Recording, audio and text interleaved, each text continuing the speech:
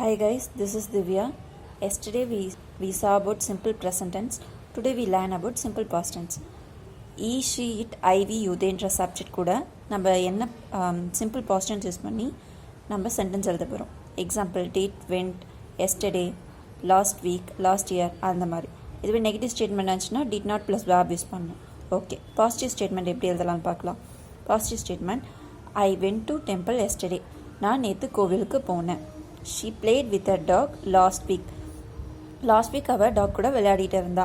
என்ன சேர்த்துருக்கோம்? இடி சேர்த்துருக்கோம். ஐ வென்ட் டு டெம்பிளுக்கு என்ன சேர்த்தோம்? வெண்ட். கோ வந்து ப்ரெசண்ட்டு, வெண்ட் வந்து பாஸ்ட். ஸோ நம்ம பாஸ்ட் வேர்ப் யூஸ் பண்ணியிருக்கோம். Negative statement. நெக்ஸ்ட்டு இதே சென்டென்ஸை நெகட்டிவ் ஸ்டேட்மெண்ட்டில் எப்படி எழுதலான்னு பார்க்கலாம். I did not. நெகட்டிவ் ஸ்டேட்மெண்ட்க்கு நான் என்ன யூஸ் பண்ணணும்னு சொன்னேன்? Did not plus verb. I did not go to temple yesterday. நேற்று நான் கோவிலுக்கு போகலை. She did not play with a dog last week. அவள் டாக் கூட விளையாடலை அப்படின்னு நெகட்டிவ் ஸ்டேட்மெண்ட்டில் எழுதியிருக்கோம். Next question statement. Did you go to market yesterday? நம்ம கொஸ்டின் கேட்குற மாதிரி நீ மார்க்கெட் போனியா அப்படின்னு டிட்ன்ற பாஸ்ட்டை யூஸ் பண்ணி கேட்கணும் கொஸ்டின் டேக்கில். அதே மாதிரி did she play with a dog last week? Last week அவள் நாய் கூட விளையாடிட்டு இருந்தாளா அப்படின்னு கேட்குறாரு.